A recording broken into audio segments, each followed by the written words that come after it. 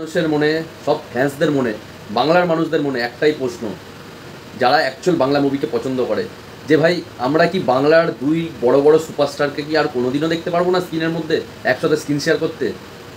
মানে এই জিনিসটা কেন হচ্ছে? দুজনেই আজকে খুব বড় বড় সুপারস্টার হয়ে গেছে, এই জন্য কি? কিন্তু না, এই জন্য না। মেন কথা হচ্ছে বাংলার জানোই বাজেট একটা নিম্নতম বাজেট, তার মধ্যে দুটো বড় বড় সুপারস্টার মানে দুটো বড় বড় নায়িকাও তোমাকে আনতে হবে।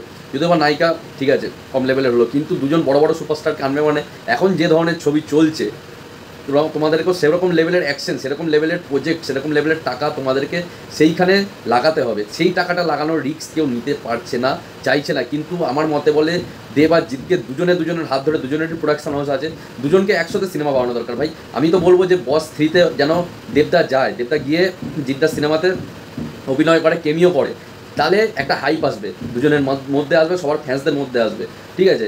আর আমি এটাও চাই তেমনই যে জিদ্দাও খাদান 2-তে আসুক, কিংবা দেবদার অন্য কোনো নেক্সট প্রজেক্টে আসুক, এসে কেমিও দিক, ছোটোখাটো দিক দিয়ে তারপরে ওরা একটা বড় প্যান ইন্ডিয়া লেভেলের মুভি বের করুক। আমি গ্যারেন্টি হিসাবে বলে দিচ্ছি, শুধুমাত্র ওয়েস্ট বেঙ্গল থেকে যা মুভিটা কালেকশন হবে, সেই মুভির বাজেটের দ্বিগুণ হয়ে যাবে। কতটা কোটি টাকা খরচা হবে? 15 কোটি টাকা আমি দুজনকে মেনে নিচ্ছি, দুজনে 1 কোটি 2 কোটি করে নিল বাজেট, দুজন 2-4 কোটি, ঠিক আছে। জিদ্দা একটু সিনিয়র, জিদ্দা 3 কোটি আর দেবদা 2 কোটি টাকা নিল।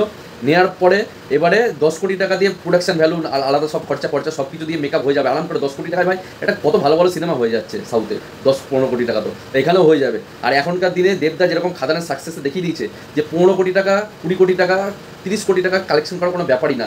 11 দিনে 10 কোটি টাকা অফিসিয়ালিভাবে খাদান কালেকশন করে নিচ্ছে। 11 দিনে 10 কোটি টাকা, ভাবতে পারছো?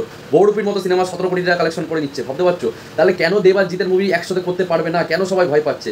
এই জিনিসগুলোকে বুঝে সবার কাজ করা দরকার আমার মতে বলে, এবং খুব তাড়াতাড়ি একটা বড় অ্যানাউন্সমেন্ট আনা দরকার দেব আর জিতের মাঝখানে। তাহলে আমাদের বাংলা ইন্ডাস্ট্রিটা যে পিছিয়ে আছে না, এটা আরও বেশি বেশি করে তাড়াতাড়ি করে গ্রো করবে ফার্স্ট, ঠিক আছে। এটাই আমার বলার ছিল। তোমাদের কি মতামত নিচে কমেন্ট করে অবশ্যই বলবে, ভিডিওকে লাইক শেয়ার করবে।